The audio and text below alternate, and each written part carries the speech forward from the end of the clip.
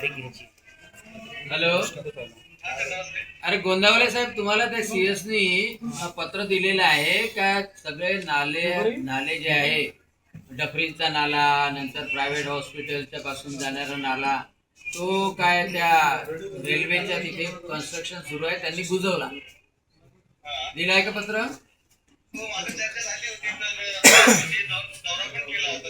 मग कोणाकडून?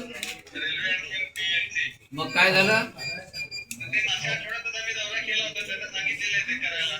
मग आता केलं की नाही केलं त्यांनी? बीएमसीचा काय संबंध हो कमिशनर?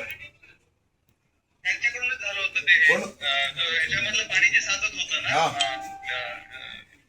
इरविन मधलं, ते त्यांच्याकडूनच होतं काम, त्यांच्या याच्यातलं. अरे मला एक सांगा, ते प्रायव्हेट सेक्टर मध्ये त्या ठिकाणी काम चालू आहे रेल्वेच्या इथे, त्याचा पीडब्ल्यूडीचा काय संबंध येतो? पाणी थांबत होतं, त्यांच्या पण कामाचा काहीतरी विषय होता. नाला कोणाचा आहे? नाला आपल्याकडे असतो सर. मग तुमच्याकडचा आहे तर तुम्ही अतिक्रमणामध्ये जर नाला जर बुजवला असेल तर ते पाडलं का नाही? खोलीकरण करणार. हा? त्यांच्या कामामुळे ती अडचण झाली होती. अरे त्यांच्या कामामुळे झालं तर तुम्ही हटवायला पाहिजे ना. लोकांचं काय जीव घेता का पाणी हे होईल तर? नाही केली आहे ना. सगळे डॉक्टर लोक CS मला सांगतात आहे.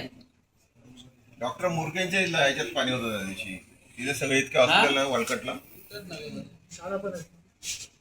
ते ताबडतोब मला आताच्या आता पाहिजे आहे ते. तुम्ही त्या इंजिनियरशी बोला, त्या रेल्वेवाल्याशी बोला, कोणाशी बोला आणि तुमची इंजिनियर पाठवा. नाही तर आजचा वार बुधवार आहे. तुमच्याकडे पोकलँड किती आहे? शुक्रवार पर्यंत ते पोकलँड किती आहे तुमच्याजवळ? 5. चला 5 पोकलँड उद्या लावा, नाले ओपन करू आपण. आम्ही उभे राहतो तिथं. आम्ही उभे राहतो. कोण आडवायचं आम्ही पाहतो जरा. पाहू. नाले खोल करा ना. तो विरोधक जे आहे ना ते तिकडे आमच्या मुख्यमंत्री साहेबांच्या बद्दल बोलतात ना, पालकमंत्र्याबद्दल बोलतात ना, आणि तुम्ही इथे कंचे खेळून राहिले. तुम्ही दुसऱ्याचे कोणाचे नौकर आहेत का महिन्याचे? शासनाचे लोक आहे तुम्ही. तुम्हाला कोणाची भीती आहे? तुम्हाला कोणाची भीती नाही आहे. काम करा ना तुम्ही लोक. पोकलँड काढा उद्या सकाळी बाहेर. 5च्या 5 पोकलँड लावा. त्या डफरी आपल्या इरविन पासून तर डफरीन पर्यंत पुरा नाला क्लिअर करा. तो डायरेक्ट पोकलँड लावा तिथे. खोल करा त्याला. भिंती पाडायची गरज नाही. खोल करा त्याला. पाण्याची कॅपॅसिटी वाढवा त्याची. आणि ते ट्रकही लावा, डंपर लावून द्या. फटाफट भरणं होऊन जाते सगळं. हा. आणि तुम्हाला हे पाहिजे असेल तर आम्ही सगळेजण तिथे उभं राहतो. समजलं ना?